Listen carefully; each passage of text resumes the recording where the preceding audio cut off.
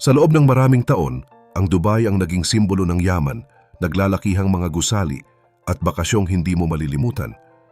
Isipin nyo, noong Pebrero lang, ang mga sikat na hotel sa Palm Jumeirah ay punuan at umaabot sa mahigit 30,000 piso ang bayad sa bawat gabi.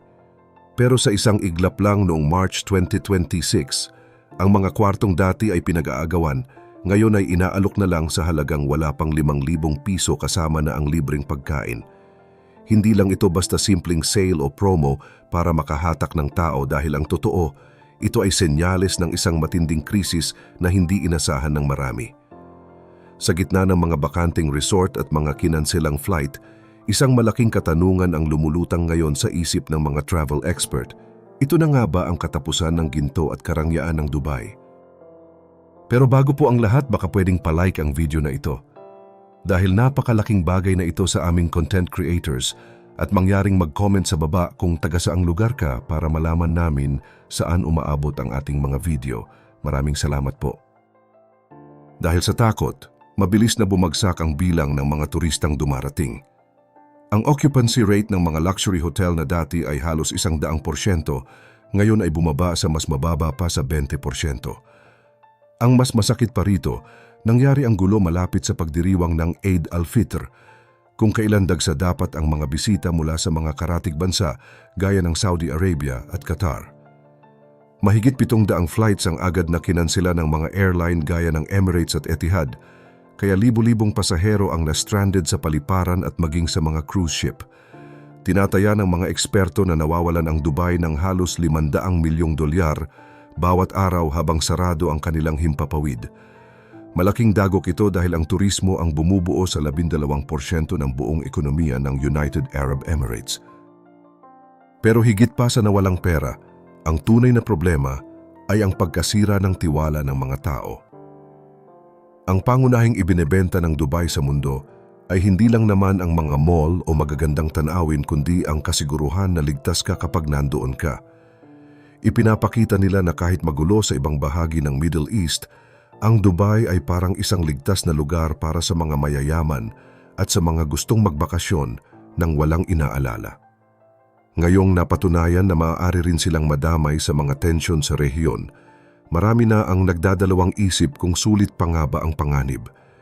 Kapag nawala ang tiwala na ito, napakahirap ng kumbinsihin ang mga tao na bumalik muli. Pero bago tayo magpatuloy, kailangan muna nating maintindihan ang isang mas malalim na katotohanan. Ang nangyari noong February 2018, 2026 ay hindi lang basta isang masamang balita.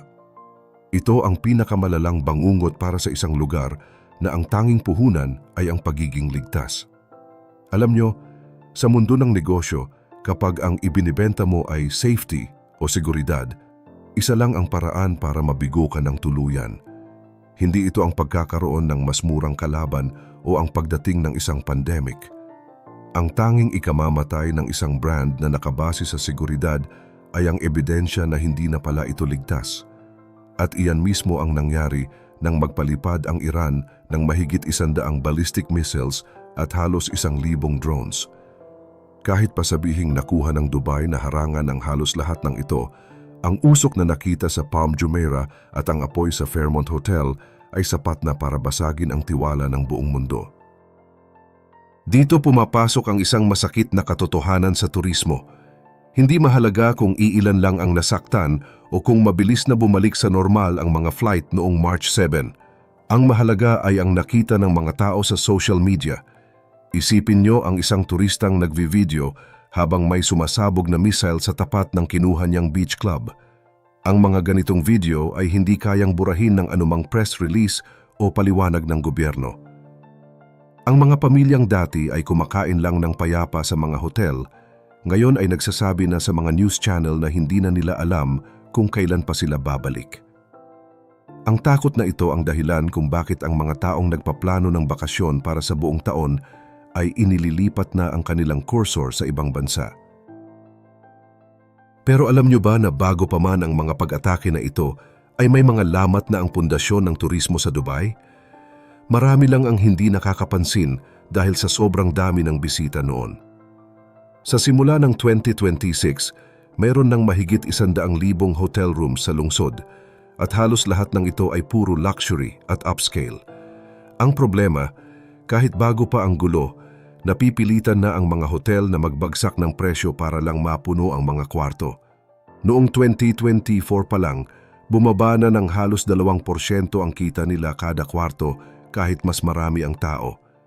Parang naging karera na sa kanila ang magpababa ng presyo para lang makakuha ng guest. Ang cycle na dati ay inabot ng 5 taon para mangyari, ngayon ay naging usapin na lang ng ilang linggo dahil sa gulat na dala ng mga drone strikes. Isa pang malaking hamon ay ang klima sa Dubai. Alam naman nating lahat na ang turismo rito ay buhay lang mula Nobyembre hanggang Abril. Pagdating ng Mayo hanggang Oktubre, ang init ay umaabot na sa mahigit 40 degrees Celsius na halos hindi na kayang tagalan ng tao sa labas. Ibig sabihin, kalahating taon lang talaga silang pwedeng kumita ng malaki. At ang masakit, ang mga pag-atake ng Iran ay nangyari pa sa huling bahagi ng panahong ito na siyang pinaka-importante sa usaping pera. Dahil sa mga nangyayaring ito, ang mga turistang dati ay sa Dubai lang nakatingin, ngayon ay naghahanap na ng ibang mapupuntahan. Ayon sa mga eksperto, ang mga bansang gaya ng Turkey at Egypt ang mas nakikinabang ngayon dahil sila ang sumasalo sa mga bakasyonistang umiiwas sa gulo sa Gulf region. Isipin nyo, dinisenyo ng Dubai ang kanilang turismo para sa mga taong mahilig sa karangyaan, pero ang mga taong ito ay may pambayad at may kakayahang lumipat sa ibang bansa anumang oras nila gustuhin. Alam natin na nakabangon na ang Dubai sa mga nakaraang krisis gaya ng pandemic, pero ang sitwasyon ngayon ay mas komplikado. Noong panahon ng health crisis, ang buong mundo ay sabay-sabay na nagsara kaya walang naging lamang na bansa pagdating sa kompetisyon. Pero ngayon, habang may banta ng missile sa Dubai, ang mga lugar gaya ng Japan at Southeast Asia ay nananatiling bukas at ligtas. Ang mga turistang naglipat ng kanilang booking ay nakatuklas na ngayon ng mga bagong karanasan sa ibang bansa na maaaring mas magustuhan pa nila kaysa sa nakasanayang luho sa Dubai. Sabi nga ng mga dating opisyal sa aviation, ito na ang pinakamagulong pangyayari sa kasaysayan ng paglipad mula noong September 11. At base sa kasaysayan, ang pagbabalik ng tiwala ng mga tao ay hindi nasusukat sa loob lang ng ilang linggo kundi inaabot ito ng maraming taon. Kahit pa ayusin nila ang mga nasirang gusali, ang pagbabalik ng pakiramdam na ligtas ka rito ay nangangailangan pa ng mas malalim na solusyon at pakikipag-ayos sa kanilang mga karatig bansa. Ang mga bakanting resort na nakikita natin ngayon ay hindi lang isang simpleng problema sa schedule. Ito ang malaking lamat sa pagitan ng ipinangako ng Dubai sa mundo at sa kung ano ang totoong nararanasan ng mga tao sa ngayon.